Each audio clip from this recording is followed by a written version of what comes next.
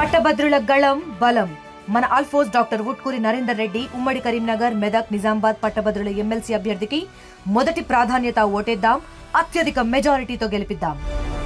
నాగర్ కర్నూలు జిల్లా అచ్చంపేట నియోజకవర్గంలో ఉన్నటువంటి ఏదైతే ఎస్ఎల్బీసీ టన్నెల్ దగ్గర జరిగినటువంటి ప్రమాద ఘటనపై మాట్లాడేందుకు మనతో పాటు స్థానిక ఎమ్మెల్యే వంశీకృష్ణ ఉన్నారు. అన్న చెప్పండి, ఏంటి అసలు దాదాపుగా నిన్న ఈ ప్రమాదం జరిగింది, 24 గంటలు కూడా పూర్తయిపోతున్నటువంటి పరిస్థితి. సో ఇప్పటి వరకు లోపల ఉన్న పరిస్థితి ఏంటి, లోపలికి ఇప్పటివరకు వెళ్ళొచ్చినటువంటి బృందాలు ఎన్డీఆర్ఎఫ్ కావచ్చు, ఎస్డీఆర్ఎఫ్ కావచ్చు, వారంతా ఏం చెప్తున్నారు, వారంతా సురక్షితంగానే ఉన్నారనుకోవచ్చు, వారిని బయటికి తీసుకురావాలని వచ్చేందుకు ఇంకా ఎంత సమయం పట్టే అవకాశం? నిన్న జరిగినటువంటి సంఘటన చాలా దురదృష్టకరం. దానిపైన మేమందరం కూడా చాలా బాధగా ఉన్నాం. సరే, ఏది ఏమైనా కానీ దీనిపైన గౌరవ ముఖ్యమంత్రి గారు వెంటనే స్పందించడం జరిగింది. అదేవిధంగా మాకు సంబంధిత మంత్రివర్యులు పెద్దలు ఉత్తమ్ కుమార్ రెడ్డి గారు, అదేవిధంగా జూపల్లి కృష్ణారావు గారు నిన్న నుంచి ఇక్కడే ఉండి పర్యవేక్షణ చేస్తా ఉన్నాం. ఒకటి ఏమిటంటే, ఇది సీపేజ్ ఆఫ్ వాటర్, ఆ సీపేజ్ ఆఫ్ వాటర్ సడన్ గా పెరగటం ఒకటి, రెండవది ఆ మడ్డు పైన ఉన్నటువంటి మడ్డు కూడా కొలాప్స్ కావటం, ఈ రెండు కూడా మిక్సప్ అయ్యి దాన్ని లెవెల్ పెరుగుకుంటూ వచ్చి దానికి ఆ టీబీఎం టనల్ బోరింగ్ మిషన్ ఏదైతుందో దాని నుంచి ఆ rear point of the tunnel boring machine వచ్చి దాదాపుగా ఒక 120 to 150 మీటర్స్ వరకు ఈ స్లష్ ఉందని చెప్తా ఉన్నారు. దానికోసం ఆర్మీ కానీ, నేవీ, అదేవిధంగా ఎన్డీఆర్ఎఫ్, తర్వాత హైడ్రా, వీళ్ళందరూ కూడా కొలాబొరేషన్తో పనిచేస్తా ఉన్నారు. ఇవాళ మార్నింగ్ నుంచి దానికి 2-3 దఫాలుగా రావడం జరిగింది. రాత్రి 12 గంటల సమయంలోనే ఎన్డీఆర్ఎఫ్ వాళ్ళ యాక్షన్, వాళ్ళ రిస్క్ ఆపరేషన్ స్టార్ట్ చేయడం జరిగింది.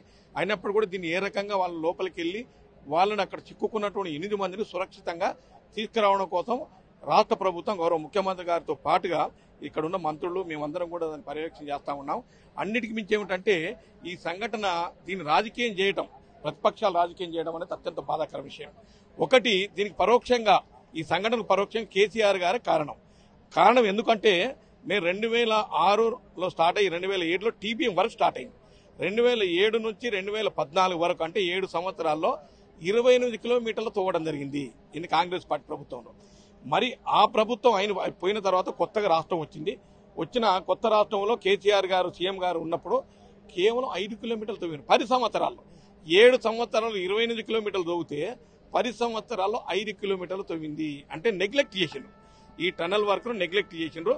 ఇది కాంగ్రెస్ పార్టీ మొదలుపెట్టినటువంటి ప్రాజెక్టు కాబట్టి వాళ్లకు మైలేజ్ వస్తుందని చెప్పేసి దాన్ని పక్కన పెట్టడం వల్లనే ఇప్పుడు మరి కాంగ్రెస్ పార్టీ ప్రభుత్వం వచ్చిన తర్వాతనే దీని పనులు మొదలైనాయి.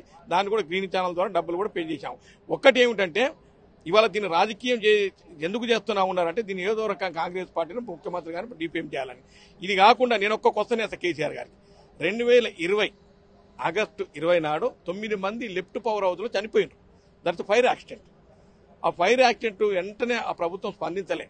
3 రోజుల తర్వాత మంత్రి వచ్చిండు. అంటే మా ప్రభుత్వానికి ఉన్న కమిట్మెంట్ కానీ వాళ్ళ ప్రభుత్వానికి ఉన్న కమిట్మెంట్ తేడా ఏంటంటే, మాకు నిన్న మార్నింగే 10:30కి నాకు ఫోన్ వచ్చింది.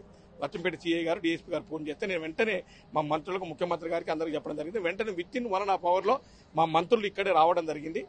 నేను రాజమండ్రిలో ఉంటే రాత్రి ముఠావుటి రావడం జరిగింది. మేము 24 గంటల నుంచి ఇక్కడ నుంచి మానిటర్ చేస్తా ఉన్నాం. గతంలో ఫైర్ యాక్సిడెంట్ ఎప్పుడు కూడా ఎవరు కూడా రాలా. అంటే ఆ ప్రభుత్వం ఏ రకంగా ఉన్నది, ఈ ప్రభుత్వం ఏ రకంగా ఉన్నది అనడానికి ఇది ఒక నిదర్శనం. ఇప్పుడు ఎట్లా ఉంది, లోపల 8 మంది చిక్కుకున్నారు. 24 గంటల నుంచి కూడా వారంతా కూడా మృత్యుతో పోరాటం చేస్తున్నటువంటి పరిస్థితి. ఇప్పటిదాకా ఆ టీమ్స్ అన్ని కూడా వెళ్ళొస్తున్నటువంటి పరిస్థితిగా ఎన్డీఆర్ఎఫ్ టీం కావచ్చు, ఎస్డీఆర్ఎఫ్ టీం అంతా అక్కడ వారి ఆనవాళ్లు కానీ, వారు ఏదైనా శబ్దాలు చేస్తున్నటువంటి కానీ మనకు వినిపిస్తున్నాయా? నిన్న మార్నింగ్ పోయినప్పుడు, ఒక బృందం పోయినప్పుడు కొంత సౌండ్ వచ్చిందని చెప్పారు. రాత్రి కానీ ఇప్పుడు కానీ సౌండ్స్ ఏమి వినపడట్లేదు.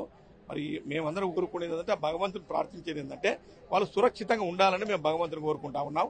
అది ఇచ్చిన స్పీడప్ చేసినాం ఈ సహాయక చర్యలు ఏవైతే కార్యక్రమం. మరిన్ని వీడియోస్ కోసం ఛానల్ ని సబ్స్క్రైబ్ చేయండి. లేటెస్ట్ అప్డేట్స్ కోసం వాట్సాప్ ఛానల్ ని ఫాలో అవ్వండి. ఆ లింక్ డిస్క్రిప్షన్ లో ఉంది.